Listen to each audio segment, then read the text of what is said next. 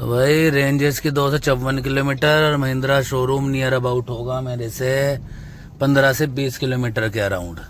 अब मैं जा रहा हूँ इस गाड़ी का आज क्रूज कंट्रोल एक्टिवेट कराने, और इस गाड़ी का मैं आपको बताने वाला हूँ कि क्रूज कंट्रोल एक्टिवेट कैसे होगा, और जा रहा हूँ सर्विस करवाने। सर्विस रिमाइंडर भी गाड़ी के अंदर आ रहा था और मैं इसे हाल फिलहाल जयपुर लेके गया था, बट मैं आज cruise control adaptive cruise control इसका एक्टिवेट करा के ले जाऊंगा, और वो आपको वीडियो में भी मैं दिखाऊंगा कि वो एक्टिवेट कैसे करना है यदि किसी की गाड़ी में एक्टिवेट नहीं हो रहा हो, और यदि कोई भाई मेरी तरह परेशान रहा हो।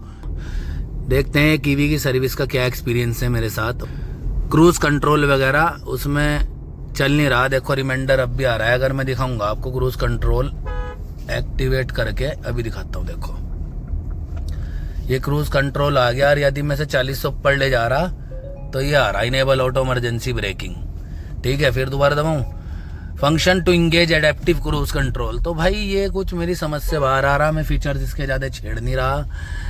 ये इस तरीके की मुझे प्रॉब्लम फेस करनी पड़ी जयपुर से रुड़की तक, रुड़की से जयपुर तक। अब देखते हैं भाई जैसे भी होगा, अब तुम्हें आगे बताऊंगा मैं शोरूम में जाने के बाद EV9 के साथ XCV9 के साथ सर्विस एक्सपीरियंस क्या है महिंद्रा वालों का, और किस तरीके से वो मुझे ट्रीट करते हैं, एडेप्टिव क्रूज कंट्रोल कैसे चलाते हैं। और हाँ, इसका सॉफ्टवेयर भी अपडेट होना है फ्रेंड्स, वो भी मैं आपको दिखाऊंगा इसी वीडियो में। और फिलहाल चलते हैं शोरूम में, मिलते हैं आपसे शोरूम के अंदर। दोस्तों आ गया हूँ मैं महिंद्रा शोरूम में, अब मिलते हैं जरा एडवाइजर साहब से, इसके कौन है, कहाँ है, किस तरीके से है शोरूम में अंदर। अब देखते हैं सर्विस शेड्यूल क्या है इसका। भाई साहब फिलहाल मैं जो बहादुराबाद के पास महिंद्रा शोरूम है यहाँ आया हुआ हूँ।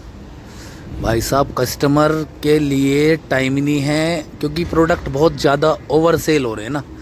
जिस कंपनी के प्रोडक्ट ओवर सेल होंगे तो वहाँ कस्टमर की इज्जत होने की नहीं भाई, करने की नहीं चाहिए। 50 लाख रुपए का कस्टमर हो, 1 करोड़ का कस्टमर हो, कोई भी रेस्पॉन्सिबिलिटी है नहीं भाई।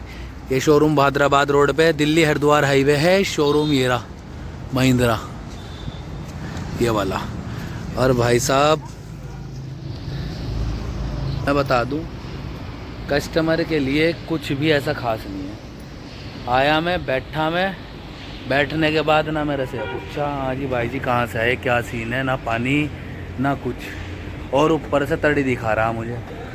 फिर कह दें जी हमें तो यह बात कह दी, मतलब इतना गंदा रिस्पॉन्ड है, ना पानी ना चाय। चाहे आपने 50 लाख की गाड़ी दे रखी। उसने मेरे से नहीं पूछा कि आप मतलब कहाँ से आए हो। मैं पहले ही एक मैडम को कहा, मैडम EV के लिए जॉब कार्ड मुझे खुलवाना है। तो जैसे मैं EV के लिए जॉब कार्ड खुलवाने की बात करी, जो एडवाइजर साहब में आते हैं अपनी बड़ी तड़ी में, बड़े मतलब हिसाब से।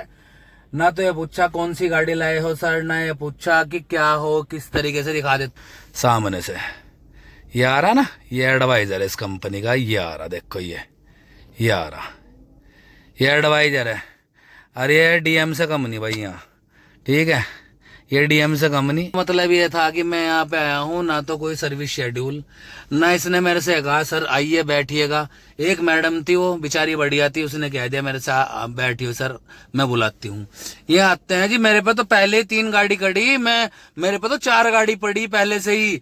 ना तो इसने मेरे से न पूछा सर आप सर्विस कितनी गाड़ी चल गई, या सर आइए बैठिए तेरे पे 3 पड़ी चाहे 30 पड़ी, हम अपनी गाड़ी सर्विस पे ले गए, रिस्पॉन्ड तो करेगा ना तू। रिस्पॉन्ड करने का कोई तरीका नहीं है, तमीज ही नहीं है महिंद्रा वालों के स्टाफ को। मैं साफ बोल रहा, महिंद्रा के स्टाफ को तमीज नहीं है। हरिद्वार रोड पे बात कर रहा मैं, हरिद्वार बहादुराबाद से पहले जो शोरूम है उसकी बात कर रहा है। एक धेल्ले की तमीज नहीं है। ओनर ने भले कितना बड़ा शोरूम खोल दिया हो या कुछ भी कर दिया हो, अपने स्टाफ को कस्टमर से बात कराने की तमीज मतलब सिखाई नहीं उसने। अभी दूसरी पॉइंट एक बात और बता देता हूँ, इस बीच में मुझे काम तो बहुत कराना था गाड़ी में। इस बीच में एक चीज और बता दूं, गलती इनकी नहीं है। जिस कंपनी के प्रोडक्ट ज्यादा सेल हो रहे, मतलब जैसे महिंद्रा के प्रोडक्ट ज्यादा सेल हो रहे ना, तो जो आनंद महिंद्रा साहब है उनका तो 7वें आसमान पे दिमाग है। उन्हें नहीं पता कि जाना तो भाई साहब वहीं से है, चाहे 7वें आसमान पे दिमाग हो, दूसरे आसमान पे दिमाग हो, सबको जाना उसी मट्टी में, कुछ नहीं लेके जाना। बट अपनी कंपनी को सुधारो, अपने एम्प्लॉय को सुधारो। जिसे आप फ्रेंचाइजी दे रहे बड़ी बड़ी कंपनी की, उसे भी सुधारो। इतनी बड़ी कंपनी को जो फ्रेंचाइजी आप दे रहे कि हाँ वो आदमी ओनर इस लायक है जो आपका नाम नहीं डुबाने का। छोटी मोटी नोक झोंक तो हो जाती है यार, उसे तो कोई नहीं कह रहा, लेकिन आपके रिसेप्शन पे घुसने से पहले ही नो रिस्पॉन्ड है, कोई रिस्पॉन्ड ही नहीं दे रहा। इतना गंदा रिस्पॉन्ड है भाई साहब, ये पूछ के राजी नहीं है कि आप मतलब सर चाय लोगे, कॉफी लोगे, पानी लोगे, मुझे आए हुए यहाँ से आधा घंटा हो गया, ये लगा लो, किसी ने मेरे से एक बार ही नहीं पूछा चाय लोगे, कॉफी लोगे, या सर आपकी गाड़ी में क्या दिक्कत है, क्या प्रॉब्लम है, तेरे पे 10 गाड़ी खड़ी, मुझे उससे क्या मतलब है। तो मुझे ये कह देता सर आप 10 मिनट बैठे अगर मैं आपसे बात कर रहा हूँ, बस ये थी बात करने की। ना तो पूछा ही, मुझे ही पूछना पड़ा भाई कितनी देर बाद जॉब कार्ड खोल लेगा, आधा घंटा लगेगा जी, आधा, ऐसा करके बताओ इसके साथ लड़ो। 30-40 लाख रुपए की गाड़ी लेने के बाद बताओ यार कितनी गंदी मतलब सर्विस है। पानी नहीं कुछ नहीं, अपनी गाड़ी में बैठा में कोई रिस्पॉन्ड नहीं है, और फिर बकवास कर देंगे बाद में। आप कस्टमर लॉज में बैठते, आपको पानी वहां मिलता, आपको चाय वहां मिलती, कॉफी भी आपको वहीं मिलती, पर क्या करेंगे कस्टमर लॉज में बैठ के, जब तुम्हारे रिसेप्शन पे ही रिस्पॉन्ड नहीं करा। रिस्पॉन्ड करे तब तो आगे आदमी बात भी करे, रिस्पॉन्ड तो नहीं करा ना। अब जब हम अंदर कस्टमर रूम में बैठे, गाड़ी मारी यहाँ खड़ी, कौन आ रहा है यहाँ से, कौन पूछ रहा जी गाड़ी किसकी खड़ी हुआ, सर्विस करवानी थी, इतना टाइम नहीं है, ये हाल है। खैर मैं जिस तरीके का भी आज व्यवहार हुआ मेरे साथ वो तो ठीक है। अब आगे मैं आपको बताता हूँ कि गाड़ी में मुझे एक तो एडेप्टिव क्रूज कंट्रोल एक्टिवेट कराना है, सॉफ्टवेयर अपडेट कराना है, इसकी सर्विस में जो होगा वो भी मैं आपको दिखाऊंगा। बाकी देखते हैं कितनी देर बाद रिस्पॉन्ड मिलेगा। टाइम मैं आपको दिखा दूं, टाइम 12:15 हो गया, 12:15 का टाइम है। कंपनी का आनंद महिंद्रा ने सारी जिम्मेदारी सही नहीं दे रखी, जितनी भी इंडिया के अंदर ब्रांच है सारी जिम्मेदारी इस पे है। अब क्या करें, झेलना तो पड़ेगा भाई, ठीक है, ये हिसाब है। अरे अभी भी वो आया नहीं मेरे पास, ठीक है, अभी देखते हैं कितनी देर बैठा, 12:15 हो रहे ना, आधे घंटे का टाइम दिया था उसने मुझे, अरे वो भी मेरे पूछने पे। कैमरे में रिकॉर्डिंग भी देख लोगे, आगे जो अगर देखेगा इस कंपनी का जो ओनर होगा ना वो भी देख लेगा रिकॉर्डिंग। अब देखिए गाड़ी अभी आई है मेरे सामने, ये गाड़ी आई मेरे सामने, एडवाइजर इसमें बैठेगा, इसमें बैठ गया एडवाइजर। ये गाड़ी अभी आई है, इसमें एडवाइजर बैठा है, मेरी गाड़ी को अटेंड नहीं करी इसने, और इस गाड़ी को अटेंड कर लिया आते ही। ये जो गाड़ी में बैठा हुआ, इस गाड़ी में एडवाइजर बैठ गया, इसने ये गाड़ी अटेंड करी, मेरे वाली गाड़ी अटेंड नहीं करी भाई साहब। हो सकता है कि इसने फोन कर रखा हो, इसके ओनर ने बुकिंग कर रखी हो, मुझे अभी पूरी अवेयरनेस नहीं है, बट मुझे इतना पता है कि इस गाड़ी को इसने पहले अटेंड कर लिया, इसमें बैठ भी लिया, इसकी चाबी भी ले ली इसने। अब आप देखो, ये देखो इसने गाड़ी खुद लगाई है, ये है वो एडवाइजर, ये देखो। अब शायद मेरे पास आवे ना आवे, आने का नहीं हो, मैं तो वीडियो बना रहा पूरी, और डाल लूंगा अभी यूट्यूब पे बढ़िया करके, डालनी तो मुझे पड़ेगी। ये इतना गंदा मतलब रिकॉर्ड है यहाँ का, आज मैं अपनी आंखों से देख रहा, 34 लाख रुपए की गाड़ी लेने के बाद, 34-35 लाख रुपए की गाड़ी लेने के बाद जीरो रिस्पॉन्ड है भाई साहब कस्टमर के लिए, रिस्पॉन्ड जीरो। आधा घंटा उसने कहा था, 12:20 होगी, अब तक कोई सीन नहीं है। और वो आपके सामने मैंने दिखा भी दिया, दूसरी गाड़ी उस बंदे ने लगा ली, वहां से उठाई और दूसरी गाड़ी यहाँ लगा ली, ठीक है जी, वहां से उठाई और दूसरी गाड़ी यहाँ लगाई और बंदे को बताया नहीं, ठीक है, मतलब मेरा कोई रिस्पॉन्ड ही नहीं है भाई, और दूसरा रिस्पॉन्ड है, ये हिसाब है भाई, ठीक है। तो आज भाई मैं इस चीज को पूरा ही करके जाऊंगा कि ये कितनी देर में मुझे रिस्पॉन्ड देंगे, क्या इनका रिस्पॉन्ड का तरीका है। मैं यहाँ बैठा, ना पानी ना चाय ना कुछ भी नहीं, बहुत गंदा व्यवहार। इसलिए प्रीमियम पैसे खर्च करके ना अच्छी गाड़ी लो, ये वाली ना लो। इतनी प्रीमियम गाड़ी लेने के बाद भी महिंद्रा की कस्टमर के साथ बिल्कुल कुत्ते वाला व्यवहार है, जैसे हम कुत्ते हों, हमने गाड़ी ले ली इनसे, अब ये भिगोना धरेंगे कब हम इसे चट्टेंगे, ये वाला हिसाब है। मैं स्पष्ट बोलता हूँ भाई, मेरी तरफ से कोई बुरा मान, मेरी तरफ से कोई भला मान, जो है सत्य है। ये देखो भाई 12:35 हो गए और अभी भी मैं यहाँ बैठा हूँ, कोई रिस्पॉन्ड नहीं भाई, कुछ नहीं भाई साहब। टाइम आप कहोगे क्या हो रहा, ये देखो टाइम 12:45। मैं ये कहने वाला, सारा स्टाफ अनपढ़ है, मैनेजर को भी शॉर्ट आउट करने के बाद कि शॉर्ट आउट कैसे होगी, मैनेजर को भी ये नहीं पता कि अगर किसी में गलती निकाल रहा तो मैनेजर भी ये कह रहा कि वो बात उसने कैसे कह दी और वो कैसे कह दी। मतलब अब आके उसने मेरे से गाड़ी की चाबी ली 12:45 पे, कह रहा है कि एक आरओ को खुलने में, यानी कि जॉब कार्ड को खुलने में 17 से 18 मिनट लगती है। अरे चाहे आपकी गाड़ी में 1 घंटा लग रहा, मुझे उससे मतलब नहीं है। आप मुझे आते ही ये कहते हैं को भाई ऐसा है, आप सर 10 मिनट बैठ जाइएगा। मैं कहता है मैं 1 घंटा बैठ जाता। कैसी बात कर रहे हैं आप? तो ये सब कुछ हिसाब है भाई। बताता हूँ अभी थोड़ी देर बाद आपको कैसे क्या है। ये गाड़ी के अंदर अभी मुझे बहरहाल पता लगा है इसका सॉफ्टवेयर भी अपडेट होगा। और आज मेन वीडियो क्रूज़ कंट्रोल के लिए होगी, जो इसका क्रूज़ कंट्रोल एडास लगने के बाद भी नहीं चल रहा। वो देखते हैं कि हमसे लगाने में दिक्कत हो रही थी या कोई फंक्शन ही ऐसा है इसके अंदर जो वो एक्टिवेट नहीं हो रहा था। तो बहरहाल इसका सॉफ्टवेयर भी अपडेट कराएंगे और शाम को 6 बजे तक हमारी गाड़ी मिलेगी हमारे पास, यानी कि सर्विस होने के बाद। सर्विस में क्या क्या होता है ये भी मैं आपको ज़रूर बताऊँगा इस गाड़ी के अंदर। भाई फाइनली मेरी गाड़ी 2:30 बजे सर्विस के लिए अंदर लाई गई, लिफ्ट पे लगा दी गई। ये देखिएगा 2:30 बजे गाड़ी अंदर आ गई और जॉब कार्ड इसका लड़का लेके गया हुआ। अब मैं दिखाता हूँ आपको 20,000 21,000 चलने के बाद गाड़ी में क्या क्या काम होता है। गाड़ी में लीगल इन्फॉर्मेशन दे रहा हूँ। जो सामने वाला तुम्हारा ये बूट है, इसके अंदर लिखा हुआ है कैपेसिटी लोड 60 kg आप इसके अंदर सामान रख सकते हैं, ओनली फॉर 60 kg। सर्विस से पहले पूरा बूट खुलेगा इसका, ये टोटल बूट खुलेगा। ये सारा बूट खुलने के बाद तब इसमें आगे का काम होगा गाइस। बूट ओपनिंग हो रही है। इसकी फिटिंग के लिए बता दूं मैं, जितने स्क्रूज लग रहे हैं, लॉक हैं पेच वाले लॉक, ये खुलेंगे। ये आपके नट बोल्ट है जो खोलने हैं, ये वाले खुलेंगे, तब जा कर के इसका बूट ओपन होगा। ये रेडिएटर है, ये रेडिएटर है गाइस इसका। वो एसी फिल्टर है जो भैया सामने खोल रहे हैं। ये बैटरी किसके लिए है? बैटरी अपनी हाइपर हॉर्न, अच्छा हॉर्न वगैरह के लिए बैटरी लग दी हुई है। ये है छोटे वाला बैटरी पैक, ठीक है। मेन बैटरी हमारा अलग है।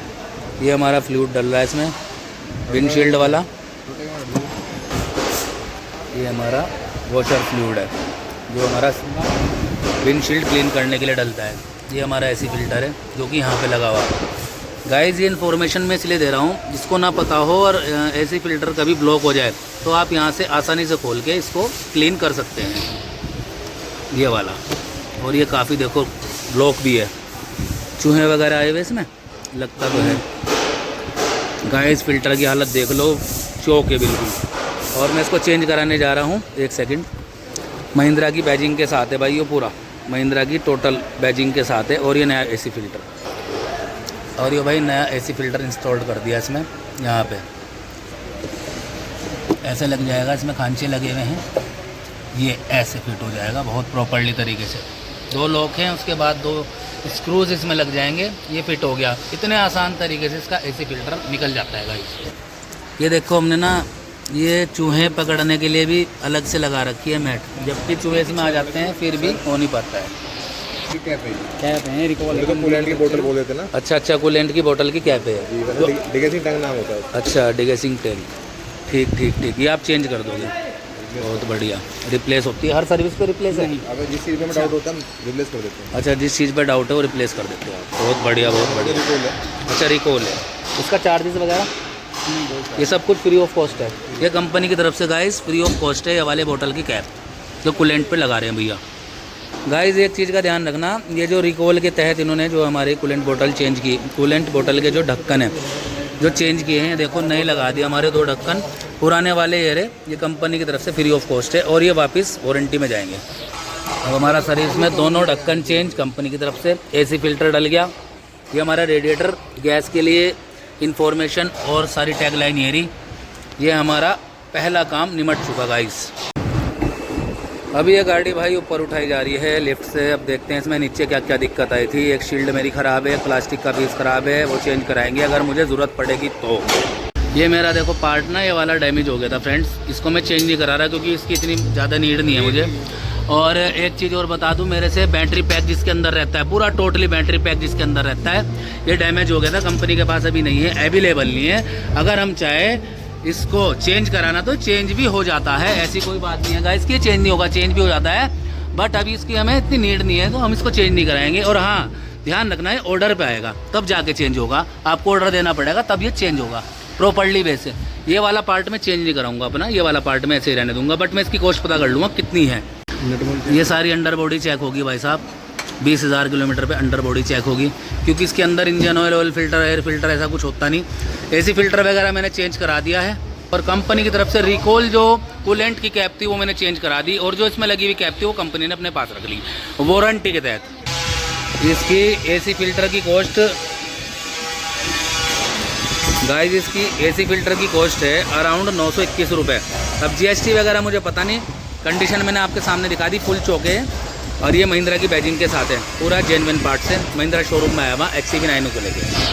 और भैया बता रहे हैं टायर चारों खुलेंगे, चारों टायर खुलने के बाद रोटेशन होंगे आपकी गाड़ी, अलाइनमेंट भी होगा, अलाइनमेंट का बाद में बताऊंगा गाइस, पहले आपके रोटेशन होंगे टायर। गाइस ये देख लो इसकी डिस्क प्लेट कितनी बड़ी है भाई साहब, चारों टायर में रोटेशन कराने जा रहा हूँ फ्रेंड्स, चारों टायर। ये वाला सस्पेंशन देखो कितना धांसू दे रखा है इसमें, टोटल सस्पेंशन पूरा धांसू दे रखा, अंदर बाहर की सारी इन्फॉर्मेशन आपको दूंगा 20,000 सर्विस पे होता क्या है। इसके ब्रेक क्लीन होंगे, कितने ब्रेक है ये भी मैं देख लूँगा गाइस, और उसके बाद चेंज करा देंगे इनको अगर नीड होगी तो। और ये हमारा टायर रोटेशन होते हुए, डिश पैड हमारे गाइस बिल्कुल सही है, हमारे डिश पैड अगर चेंज होंगे तो 40,000 पे होंगे, उससे पहले नहीं होंगे गाइस। तो भाई हमारी गाड़ी उतरती हुई अब 20,000 किलोमीटर वाली सर्विस का पूरा काम हो गया, यानी कि इसमें एसी फिल्टर चेंज हुआ है, ये बूट ओपन हुआ था इसमें, ये वाले प्लास्टिक के कवर ये वाले, और बड़े वाला बूट हमारा वो रखा, देखो मैं दिखा देता हूँ, बड़े वाला बूट हमारा ये रखा, ये निकलता है। उसके बाद आपका नीड है 20,000 किलोमीटर पे एसी फिल्टर, ये रहा एसी फिल्टर, क्लीन ना करवाओ तो ज़्यादा अच्छा है, चेंज ही कराओ तो ज़्यादा बेटर है, ठीक है। और कंपनी के रिकॉल की तरफ से हमारे दोनों कैप चेंज हुए हैं, कूलेंट कैप चेंज हुए हैं, इनका कोई भी कॉस्ट नहीं है। बस अब गाइस एक इन्फॉर्मेशन ये है कि जैसे हमने घर के चार्जर पे चार्ज करते हैं गाड़ी, अगर आपको अपनी बैटरी के सेल परफॉर्मेंस बढ़ानी है या बैलेंस करना है, आम भाषा में कहूँ तो जो चार्जर गाड़ी के साथ आता है, आप ये देख रहे हो ये वाला, इस वाले चार्जर से आपको गाड़ी 3 दिन चार्ज करनी है, जैसे कि ये हो रही है BE6 जैसे चार्ज हो रही है, ये 3 दिन अगर रेगुलर चार्ज होगी, इससे 3 दिन रेगुलर चार्ज होगी, और 3 दिन के बाद जैसे चार्ज हो रही है अभी, तो हमारे साथ जो कंपनी चार्जर देती है, यानी कि ये वाला जो मैं आपको दिखा रहा हूँ, ये वाला, इस वाले से आप 3 दिन गाड़ी चार्ज करिए इस वाले से। और ऐसा ही कुछ बड़ा XCV9 के साथ बड़ा पैक आएगा इस टाइप का, 11-12 kg का कुछ ऐसा है ये, मतलब XCV9 का कुछ दूसरा है। तो चौथे दिन आपको इससे चार्ज करनी है, तब जाके आपकी बैटरी के सेल इंप्रूव होंगे और बैलेंस हो पाएंगे, तब जाके आपकी गाड़ी रेंज भी अच्छी देगी। ये इसलिए है। अगर एक चीज़ और है, अगर आपने 3 दिन इससे कर लिया, बड़े वाले से चार्ज कर लिया, यानी कि आपने कोई भी पब्लिकली चार्जर से चार्ज नहीं करनी है गाड़ी सेल बैलेंस के लिए, अगर आपने बड़े वाले से चार्ज कर लिया, अपने घर में इंस्टॉल्ड कराया हुआ जो चार्जर होगा उससे अगर आपने 3 दिन इससे चार्ज कर ली, तो चौथे दिन आपको ये वाला लगाना पड़ेगा, ये वाला। इससे आपकी गाड़ी की बैटरी बैलेंस रहेगी, रेंज अच्छी आएगी, ये बात ध्यान रहे, रेंज भी अच्छी आएगी। ये इन्फॉर्मेशन इसलिए दे रहा हूँ क्योंकि मैं शोरूम में आया हुआ था, और हमें जो यहाँ पे एक एडवाइज़र साहब है जो बिल्कुल सही इन्फॉर्मेशन दे रहे थे, जिन्होंने ट्रेनिंग वगैरह सब कर रखी, वो ये चीज़ बता रहे थे। तो आपको ऐसे करना है गाइस, आई थिंक आपको समझ में आ गया होगा। और ये फिटिंग होती हुई भाई इस बूट की पूरी टोटल फिटिंग जैसे खुली थी ऐसे ही ये पूरा टोटल फिट हो जाएगा, कुछ भी आपको नहीं दिखाई देगा, ये सब कुछ खाली नहीं दिखाई देगा, सारा प्रॉपर सेट हो जाएगा। उसके बाद इसका सॉफ्टवेयर अपडेट होगा। देखिएगा दोस्तों, अब मैं इसका सॉफ्टवेयर अपडेट करा रहा हूँ। 5% इसका सॉफ्टवेयर अपडेट हुआ है, 10 से 15 मिनट में इसका सॉफ्टवेयर अपडेट हो जाएगा पूरा, 10 से 15 मिनट में 5% हो गया है। और सॉफ्टवेयर अपडेट करते हुए अगर आप चाहते हो मैं अपने व्हीकल में बैठूं, कहीं ना जाऊं, ये पेन ड्राइव लगी हुई सॉफ्टवेयर अपडेट की, दोबारा अपनी बात पे आता हूं कि मैं कहीं ना जाऊं, तो इस सिचुएशन में, सॉफ्टवेयर अपडेट सिचुएशन में आप गाड़ी के अंदर अपना AC ऑन करके बैठ सकते हो। 20,000 किलोमीटर वाली सर्विस में मैंने आपको जितना हो सका उतना दिखाया कि क्या होता है क्या नहीं। और क्रूज कंट्रोल के बारे में भी मैं आपको सारी इन्फॉर्मेशन दूंगा कि इसका क्रूज कंट्रोल कैसे एक्टिव हुआ, और आपको फ्यूचर में कहीं जा रहे हो लॉन्ग राइड पर, आपको इसका क्रूज कंट्रोल ऑन नहीं हो रहा है, ऑन करना है आपको, तो उसके बारे में भी आपको इन्फॉर्मेशन दूंगा कि इसका क्रूज कंट्रोल आप कैसे ऑन कर सकते हो और कैसे ऑफ कर सकते हो, इनेबल और डिसेबल। ये देखिएगा फ्रेंड्स, 55% इसका सॉफ्टवेयर अपडेट हो गया, 55%, 65% हो गया दोस्तों इसका सॉफ्टवेयर, 75% इसका सॉफ्टवेयर अपडेट हो गया भाई। तो दोस्तों 98% इसका सॉफ्टवेयर अपडेट हो गया है, 98%। अभी मैं आपको बताने वाला जो मेन फीचर्स थे इसके क्रूज कंट्रोल एक्टिव और डीएक्टिवेट करने का, इनेबल और डिसेबल करने का। इसके साथ में ये बताऊंगा कि इसके साथ में आपको क्या क्या चीज और डिसेबल और इनेबल करनी है ताकि आपका क्रूज कंट्रोल एक्टिव और डीएक्टिवेट रहे। मतलब कहने का ये है कि आपको वो सेटिंग में बताने जा रहा कि आप कभी क्रूज कंट्रोल, जो नए राइडर हैं ईवी को लेके खासकर, उन्हें नहीं पता कि यार क्रूज कंट्रोल मुझे ऑन करना है, और वो क्रूज कंट्रोल ऑन कैसे करें उसके बारे में मैं बताने जा रहा हूँ।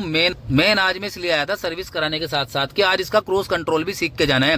बहुत ही खास इन्फॉर्मेशन देने वाला हूँ दोस्तों, वीडियो में बने रहना। और ये पूरी इन्फॉर्मेशन अगर आपने देख ली तो आप याद करना कि आप याद करोगे कि आपको मतलब कहीं नहीं जाने की जरूरत है। कहीं आप रास्ते में भी होंगे, आप खुद से अपना क्रूज कंट्रोल, एडास और तमाम फीचर्स ऑन कर सकते हो। तो इसका फाइनली दोस्तों पूरा सॉफ्टवेयर अपडेट हो चुका, लेटेस्ट जो आया हुआ था इसमें अब ये पूरा आ गया, सर्विस रिमाइंडर वगैरह सब चला गया गाड़ी का। अब मैं आपको दिखाने जा रहा हूँ क्रूज कंट्रोल की वो सेटिंग जो आप कहीं भी रहकर कर सकते हो। बताओ। आपको सबसे पहले मेन मेन्यू पे जाना है। ठीक है। मेन मेन्यू पे जाने के बाद आपको व्हीकल ऐप्स पे जाना है। ठीक है। व्हीकल ऐप्स पे जाने के बाद आपको मिलेगा ड्राइव असिस्ट का ऑप्शन। ठीक है। यहाँ पे आप क्लिक करेंगे ठीक तो है। आपको बहुत सारे ऑप्शंस देखने को मिलेंगे, जिसमें से सबसे पहला ऑप्शन पे अगर हम जाएं तो कोलिजन वार्निंग आता है। Collision warning. कोलिजन वार्निंग पे आप क्लिक करेंगे। ठीक है। कोलिजन वार्निंग ये है कि आपकी गाड़ी अगर किसी से दूसरी गाड़ी से लड़ने वाली होगी तो ये आपको पहले ही अलर्ट दे देगा कि आपकी गाड़ी ठुकने वाली है या आपकी गाड़ी लगने वाली है। ठीक है। तो ये अलर्ट पे आपको 3 ऑप्शन दिख रहे हैं, ऑफ, वार्निंग और असिस्ट। ठीक है। अगर आपने इसको ऑफ रखा है ठीक है। तो ये कोई भी वार्निंग आपको प्रोवाइड नहीं करेगा। ठीक अगर है। आपने इसको सिर्फ वार्निंग पे रखा है तो ये सिर्फ आपको वार्न करेगा, आपको सिर्फ बताएगा कि आपकी गाड़ी में इम्पैक्ट होने वाला है, ठीक है। ब्रेक मान लीजिए। अगर आपने असिस्ट पे रखा है ठीक है। तो ये आपको वार्निंग के साथ साथ आपकी गाड़ी को असिस्ट करने के साथ साथ ये आपको ब्रेक में भी अगर आपने ब्रेक टाइमली नहीं मारे तो ये ब्रेक भी मार देगा। उसके नीचे जाएंगे तो आपको front forward collision warning timing मिलेगा। ठीक है। इसमें आपको नॉर्मल, लेट,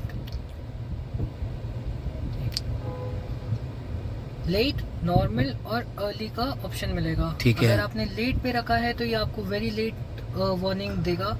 अगर आपने इसको नॉर्मल पे रखा है तो ये कुछ टाइम में अगर आपकी गाड़ी के आगे कुछ गाड़ी है तो ये पहले ही आपको वार्न करना चालू कर देगा।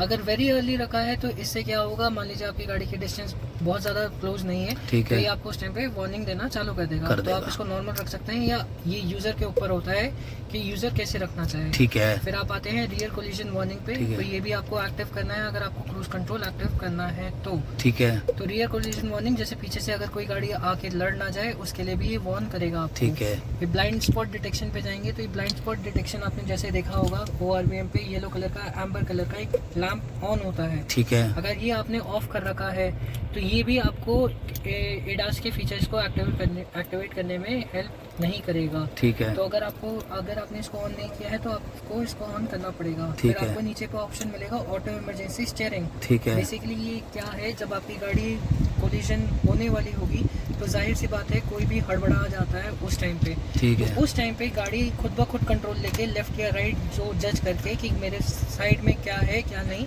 उस हिसाब से राइट या लेफ्ट टर्न ले लेगी, देख के कि किस तरफ से गाड़ी आई है। हाँ, नहीं हाँ। किस तरफ में मेरे को खाली रास्ता मिल रहा है तो ये उस साइड जाके आपको असिस्ट करेगी। मान लीजिए लेफ्ट में कोई चीज़ है हाँ। और राइट में खाली है तो ये राइट की तरफ मैं स्टीयरिंग काट देगी। ठीक है। ठीक है।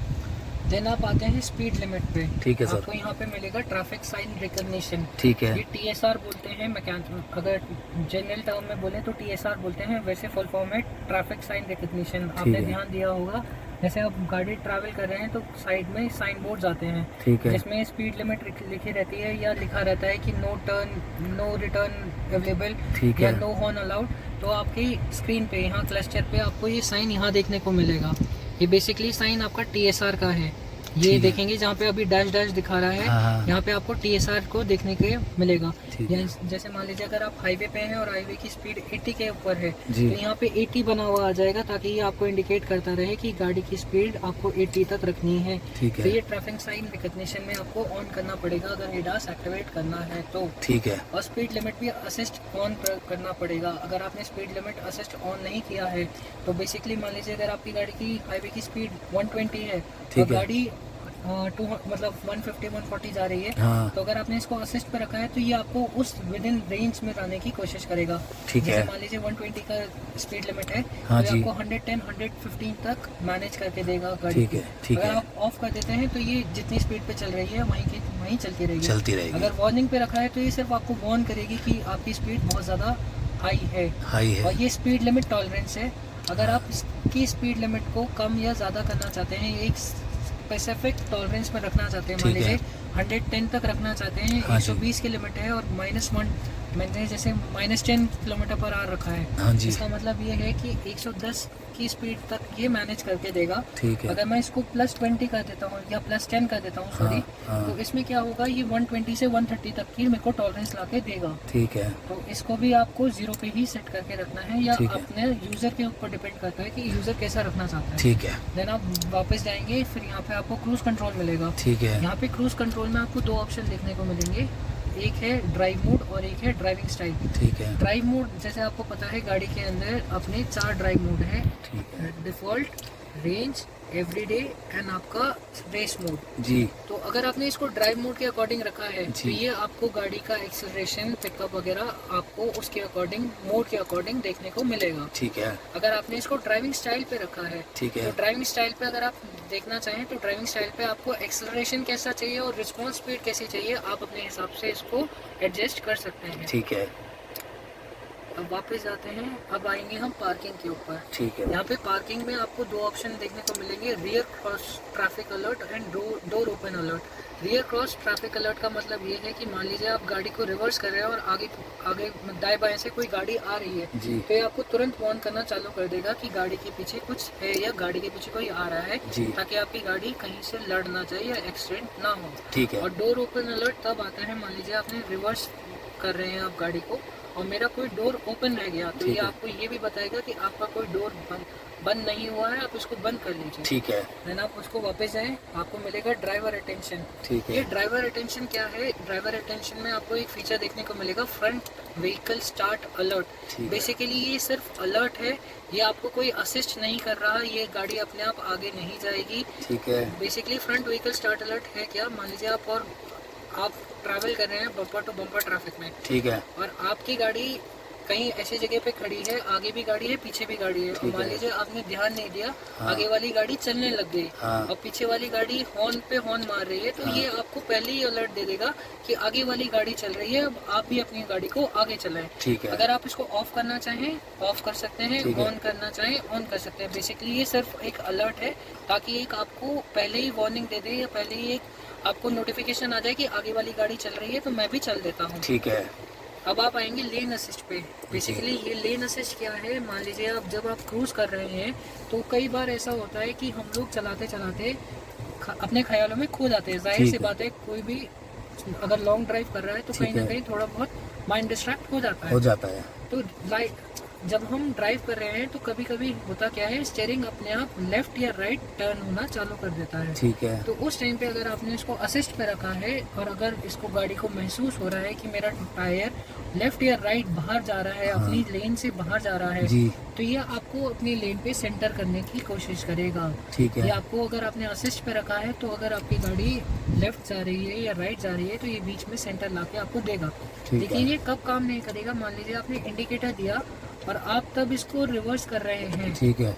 या सॉरी आप तब लेन चेंज कर रहे हैं, तो ये हाँ। आपको इजीली लेन चेंज करने देगा, चाहे आप लेफ्ट में जाएं चाहे आप राइट में जाएं। राइट में जाएंगे। लेकिन अगर आपने इंडिकेटर नहीं दिया है और आप फिर भी टर्न काट रहे हो, हाँ। तो उस टाइम पे ये आपको हैप्टिक फीडबैक देगा, आपके स्टीयरिंग व्हील पे आपको हल्का हल्के वाइब्रेशन फील होंगे। ठीक है। ये आपको ये बताएगा कि आपकी गाड़ी बाहर जा रही है अपनी लेन से, आप इसको सेंटर कर लीजिए। ठीक है। फिर इसमें आपको 3 मोड मिलेंगे, लेन कीप असिस्ट, सेंसिटिविटी, हाँ, ठीक है। नॉर्मल, लो और हाई।